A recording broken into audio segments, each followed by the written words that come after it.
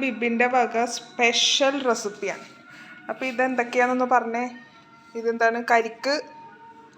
കരിക്കല്ല ചെറുതായിട്ട് അരിഞ്ഞെടുക്കണം. ഓക്കെ. പിന്നെ ഉള്ളി ഒരു 8 എണ്ണം, കാന്താരി ഒരു 10-15. ഇതെല്ലാം നടുവേ കീറി വെച്ചേക്കുവാണല്ലേ.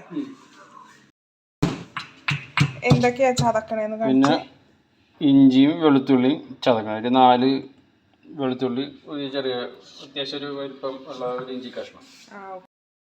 ഈ റെസിപ്പി എവിടെ നിന്നാണ് എനിക്ക് കിട്ടിയതെന്ന് പറഞ്ഞേ. ഇത് മുത്തശ്ശിയുടെ റെസിപ്പിയാണ്. തനി നാടൻ മുത്തശ്ശിയുടെ റെസിപ്പിയാണ്. മുത്തശ്ശിന്ന് അമ്മിച്ചി, അമ്മിച്ചിന്ന് മമ്മി, മമ്മിന്ന് എനിക്ക്. അത് ടൈപ്പാണ്. സ്പെഷ്യൽ കറിയാണ്. അതായത് കരിക്കും ചെമ്മീനും. നല്ല രുചിയാണ്. പെട്ടെന്ന് ഉണ്ടാക്കാം. പൊട്ടിക്കഴിഞ്ഞ് അതിലേക്ക് അരിഞ്ഞു വെച്ചേക്കണ ചെറിയ ഉള്ളി, കാന്താരി, മുളകും കൂടി ചേർത്ത് നല്ലതുപോലെ നമുക്ക് വഴറ്റിയെടുക്കാം.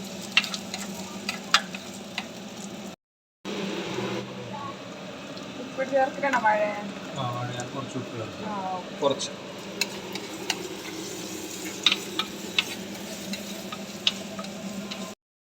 ഇനി ചതച്ച് വെച്ചേക്കണ വെളുത്തുള്ളിയും ഇഞ്ചിയും കൂടി നമുക്ക് ഇതിലേക്ക് ചേർക്കാം.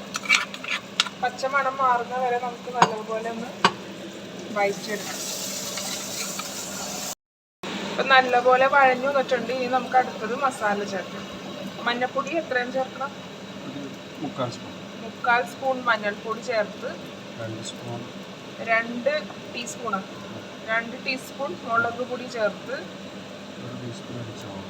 1 ടീസ്പൂൺ ഇടിച്ച മുളക് ചേർത്ത് നമുക്ക് നല്ലപോലെ ഒന്ന് വഴറ്റിയെടുക്കാം.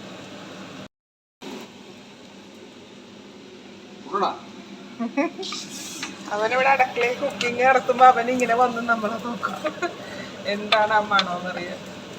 തുടങ്ങി മണക്കാൻ തുടങ്ങി. അവിടെ നമ്മുടെ മസാലയൊക്കെ ഒന്ന് വഴഞ്ഞു വന്നിട്ടുണ്ട്. ആ പച്ചമണമൊക്കെ ഒന്ന് മാറി വന്ന ആ ടൈമിൽ നമുക്ക് കുറച്ച് ഉപ്പ് ഈ സമയത്ത് നമുക്ക് ചേർത്ത് കൊടുക്കാം. ഇനി അടുത്തത് നമ്മൾ ക്ലീൻ ചെയ്ത ചെമ്മീൻ നമ്മൾ ഈ മസാല കൂട്ടിലേക്ക് അങ്ങ് ചേർത്ത് കൊടുക്കുവാണ്.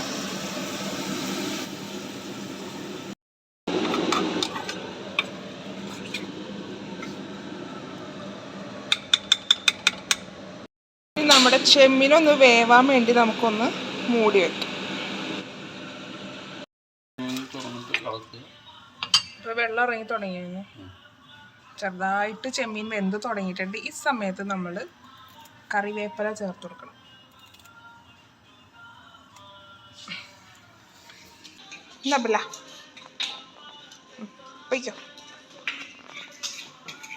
നമ്മുടെ ചെമ്മീൻ വെന്ത് തുടങ്ങിയിട്ടുണ്ട്. ഗ്രേവിയൊക്കെ അത്യാവശ്യം വന്നു തുടങ്ങി. ഇടയ്ക്കിടയ്ക്ക് ഒന്ന് മൂടി വെച്ച് ഇടയ്ക്കൊന്ന് തുറന്ന് ഇളക്കി കൊടുക്കുക, അല്ലെങ്കിൽ അടുക്കി പിടിക്കാൻ നല്ല ചാൻസ് ഉണ്ട്. ചട്ടിയിലൊക്കെ അടിപൊളി. ചേർക്കണം. ഇത്തിരി വെള്ളം വേണം, കാരണം കരിക്ക് വേവാനുണ്ട്. അപ്പോൾ ആദ്യം ഇത്തിരി വെള്ളം ഇതിലേക്ക് ചേർക്കുക. നല്ലോണം തിളച്ച് കഴിയുമ്പോൾ കരിക്കിടുക. കരിക്കും ചെമ്മീനും ഇതിൻ്റെ അകത്ത് വെന്ത് വറ്റണം. ചെമ്മീൻ നല്ലോണം വെന്ത് തുടങ്ങിയ അപ്പം ഗ്രേവി എല്ലാം വെന്തു. ഈ സമയത്ത് നമ്മൾ അരിഞ്ഞു വെച്ചേക്കണ കരിക്ക് ചേർത്ത് കൊടുക്കുക.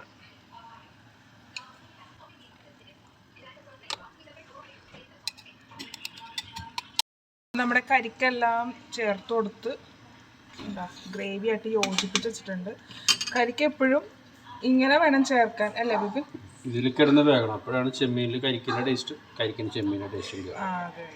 അല്ല, കരിക്ക് സെപ്പറേറ്റ് നമ്മൾ വേവിച്ചിട്ട് ഇതിൽ ചേർക്കരുത്. ഇതിൽ തന്നെ ഇട്ടെങ്ങാണ്ട് വെന്തങ്ങ വന്നെ. അപ്പം നമുക്കൊന്ന് വെന്ത് വരാൻ വേണ്ടി വെയിറ്റ് ചെയ്യാം. എന്തായി നമ്മുടെ കരിക്കും ചെമ്മീനും റെഡിയായോ? വാ, നല്ല വെന്ത് അടിപൊളിയായി. നല്ലോണം വെന്താ കരിക്കൊക്കെ. ഇഷ്ടമനുസരിച്ച് വറ്റിക്കണമെങ്കിൽ വറ്റിക്കാൻ, ചാറോടെ വെക്കണമെങ്കിൽ ചാറോടെ വെക്കാം. ഈ ചാറ് ഭയങ്കര ടേസ്റ്റാണ്. ചാറുണ്ട്. ഇത് ചോറിൻ്റെ അല്ലേ കോമ്പിനേഷൻ? ചോറിന് പോകും. അപ്പം ചാറിരിക്കട്ടെ. നല്ല കുഴച്ച് കഴിക്കാൻ പറ്റുള്ളൂ. വറ്റിക്കണമെന്നുണ്ടെങ്കിൽ വറ്റിക്കാം. പക്ഷേ അതിൻ്റെ ചാറിന് തന്നെ ഭയങ്കര ടേസ്റ്റാണ്. ചെമ്മീനും കരിക്കൊക്കെ റെഡിയായി.